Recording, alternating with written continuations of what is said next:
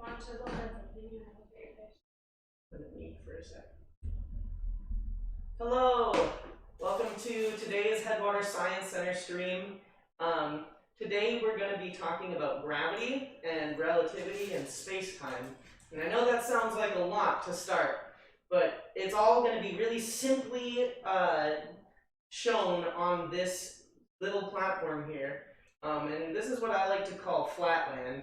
This is our little universe right now. So we can focus in on that for now.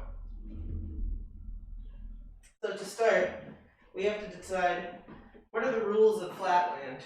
Just like our universe has rules, Flatland has rules. And a lot of those rules are pretty similar to the rules in our world. So to start, if you just have a single object in Flatland and you roll it, it's going to roll in a straight line, just like in real life. If you're in space, if you're in a rocket ship, and if you don't have any boosters or any thrusters or anything, they'll just keep moving in the same direction that you already were moving. Or if you're not moving already, they'll just stay in place. That's what we call inertia. That's one of the properties of matter, both in Flatland and in our universe here. So another thing that's interesting about Flatland, so you're traveling in a straight line across that Flatland here, and there's only, in your eyes, two directions you can go. You can go forward and backward, you can go left and right, but that's it, right? You can't go off of the plane, so you just have to be in one straight line. But the interesting thing, us here in our three-dimensional universe, looking down at this two-dimensional, like paper universe, we can see that when we take an object and we set it into Flatland Curves into our third dimension. So this ball here isn't aware of the fact that it just sank all of the space around it, all of this fabric, which makes up the universe of Flatland.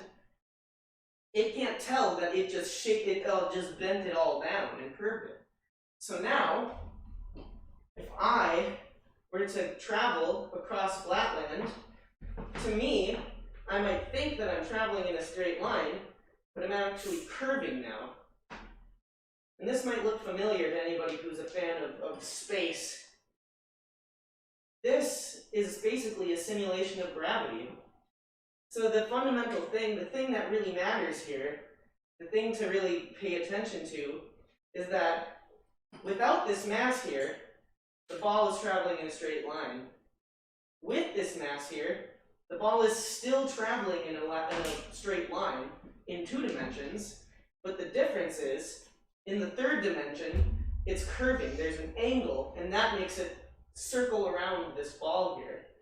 And so you can think about that when you think about our universe, and you think about how planets, like in our solar system, orbit. So another thing that's really fundamental about this, really important, is the fact that no matter where you are in the universe, if you have if you have mass at all, you bend space-time. And so if I have two, they'll always attract toward each other. They'll meet in the middle, they'll bounce around. You can even send them in different directions. I can start them in opposite sides, going past each other, and still they'll circle around each other until they come back to meet.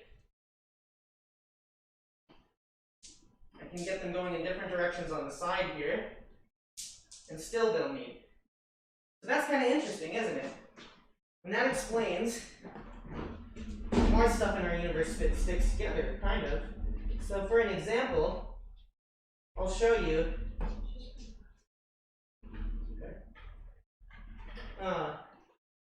For an example, we can imagine this space, this empty space right here. Imagine this is the area that our solar system is going to be in. So our solar system is going to appear in this area. And so a bunch of stuff, a bunch of matter in space starts to arrive. So you get a few balls here. Whoops, one leaves the gravity well and it flies away. another one. It's moving too fast. It's not getting caught. And these will all orbit for a little while.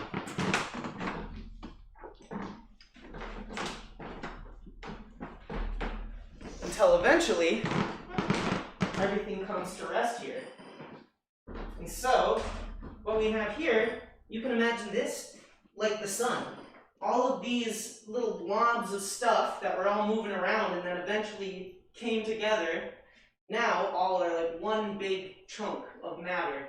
And now, around that, we can orbit something else. So you can imagine this as like Jupiter, for example. Jupiter orbiting around all of that accreted or put together, stuck together matter from the start of our solar system. And now eventually over time, this stuff is going to mix around and get closer and closer together as it spins. And eventually, you get the sun, which is sitting right in the middle of the universe. And then also around that sun, or not around in the center of the universe, but in the center of our solar system, I should say.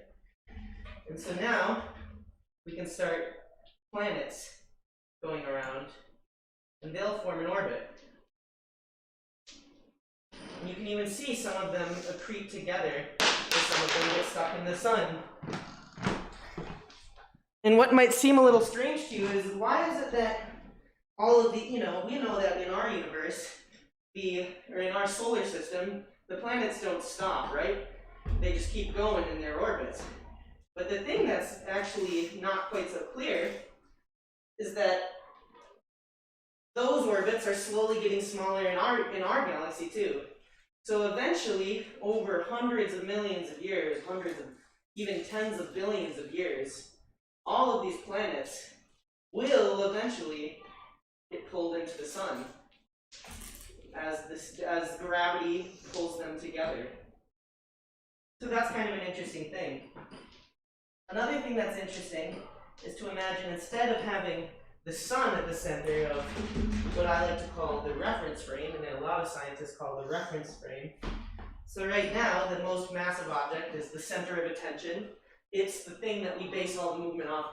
Everything, this ball moves around the big ball. So that's the frame of reference. That's what we're looking at. But what happens, instead of having the big ball, what happens if we have a small ball in the center as the frame of reference? And I'll give you guys out there, if anybody's watching, I'll let you take a moment and think about what might happen. Do you think that, will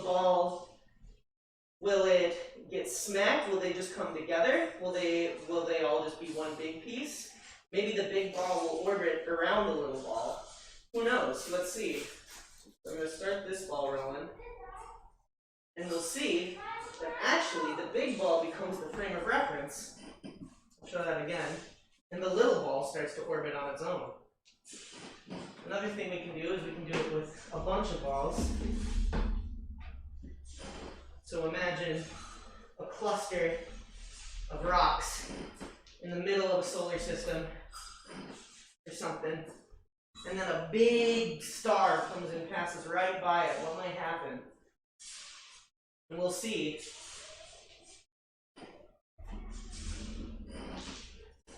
that they'll get moved by this thing. But it's a mutual thing.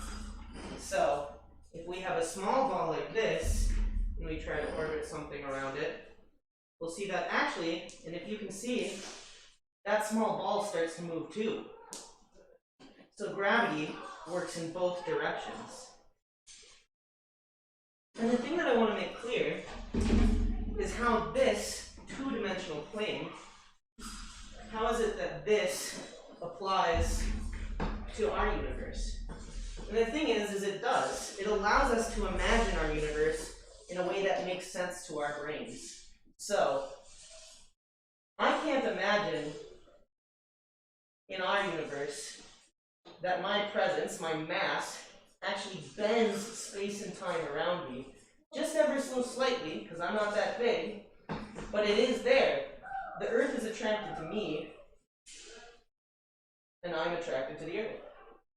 And we can see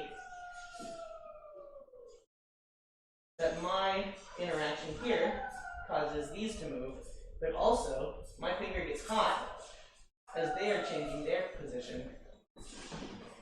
And so just like in this universe, where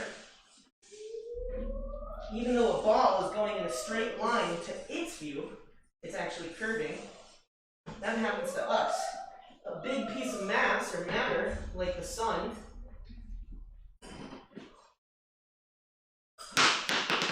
actually curves the space around it into a dimension that we can't even imagine.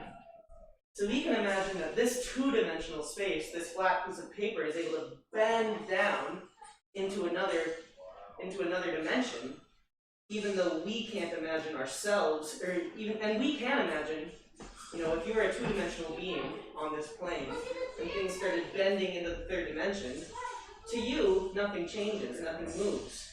But to us, out here looking at it, we can tell. Well, in the same way, a sun in our solar system bends out into a dimension we can't imagine and makes it so that we experience the force of gravity.